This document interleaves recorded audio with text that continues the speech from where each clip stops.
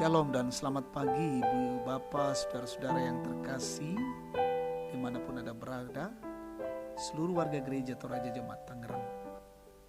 Kita berjumpa dalam saat teduh dalam edisi Jumat 30 Oktober 2020. Firman Tuhan kita akan baca dari Yosua pasal 2 ayat 1 sampai 14 dengan tema beresiko. Mari sebelum membaca firman kita berdoa. Tuhan Allah Bapa di dalam sorga, pagi ini kami bersyukur dan memuliakan nama-Mu. Engkau mengantar kami memasuki hari baru. Kami menyambut dengan sukacita dan gembira dan penuh pengharapan bahwa Tuhanlah yang menyertai hidup kami hari ini.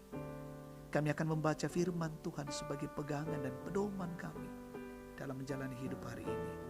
Tuntun kami ya Roh Kudus, kami mengerti dan memahami firman Tuhan dan melakukannya dalam hidup ini.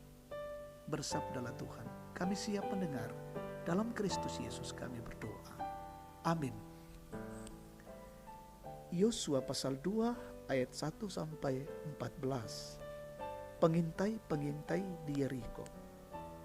Yosua bin Nun dengan diam-diam melepas dari Sitim 2 orang pengintai, katanya, "Pergilah, amat-amatilah negeri itu dan kota Yeriko." Maka pergilah mereka dan sampailah mereka di rumah seorang perempuan sundal yang bernama Rahab, lalu tidur di situ. Kemudian diberitahukanlah kepada Raja Yeriko demikian, "Tadi malam ada orang datang kemari dari orang Israel untuk menyelidiki negeri ini." Maka Raja Yeriko menyuruh orang kepada Rahab mengatakan, "Bawalah keluar orang-orang yang datang kepadamu itu, yang telah masuk ke dalam rumahmu, sebab mereka datang untuk menyelidiki seluruh negeri ini."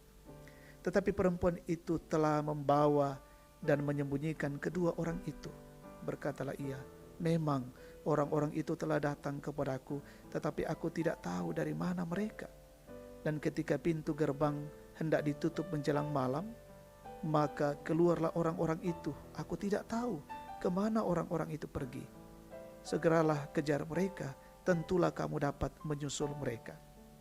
Tetapi perempuan itu telah menyuruh keduanya naik ke sotoh rumah dan menyembunyikan mereka di bawah timbunan batang rami yang ditebarkan di atas sotoh itu. Maka pergilah orang-orang itu mengejar mereka ke arah sungai Yordan, ke tempat-tempat penyeberangan, dan ditutuplah pintu gerbang segera sesudah pengejar itu keluar. Tetapi sebelum kedua orang itu tidur, naiklah perempuan itu mendapatkan mereka di atas sotoh dan berkata kepada orang-orang itu, "Aku tahu bahwa Tuhan telah memberikan negeri ini kepada kamu dan bahwa kengerian terhadap kamu telah menghinggapi kami dan segala penduduk negeri ini gemetar menghadapi kamu. Sebab kami mendengar bahwa Tuhan telah mengeringkan laut Tiberias di depan kamu ketika kamu berjalan keluar dari Mesir, dan apa yang kamu lakukan kepada kedua raja orang Amori yang di seberang sungai Yordan itu, yakni kepada Sihon dan Og yang telah kamu tumpas. Ketika kami mendengar itu, tawarlah hati kami dan jatuhlah semangat setiap orang menghadapi kamu. Sebab Tuhan Allahmu ialah Allah di langit di atas dan di bumi di bawah. Maka sekarang bersumpahlah kiranya demi Tuhan, bahwa karena aku telah berlaku ramah terhadapmu, kamu juga akan berlaku ramah terhadap kaum keluargaku. Dan berikanlah kepadaku suatu tanda yang dapat dipercaya, bahwa kamu akan membiarkan hidup ayah dan ibuku, saudara-saudaraku yang laki-laki dan yang perempuan, dan semua orang-orang mereka, dan bahwa kamu akan menyelamatkan nyawa kami dari maut." Lalu jawab kedua orang itu kepadanya, "Nyawa kamilah jaminan bagi kamu, asal jangan kau kabarkan perkara kami ini. Apabila Tuhan nanti memberikan negeri ini kepada kami, maka kami akan menunjukkan terima kasih dan setia kami kepadamu." Amin. Beresiko, poleanna. Saudara-saudara yang dikasihi oleh Tuhan, pernahkah Anda memutuskan untuk melakukan sesuatu yang sebenarnya Anda tahu bahwa keputusan itu berisiko besar? Walaupun demikian, Anda tetap melakukannya karena Anda tahu apa yang Anda lakukan itu adalah sebuah kebenaran. Rahab dalam pembacaan kita juga mengambil keputusan yang tidak main-main. Bisa dibayangkan bahwa betapa beraninya ia menyembunyikan 2 pengantin negerinya di dalam rumahnya sendiri. Tentu kita tahu resiko apa yang bisa saja terjadi kalau Rahab sampai ketahuan. Dari mana keberanian sebesar itu muncul?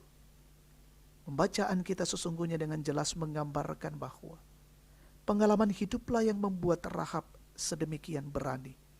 Ia sendiri telah mendengar bahwa bangsa Israel telah mengalami banyak sekali mujizat selama ini.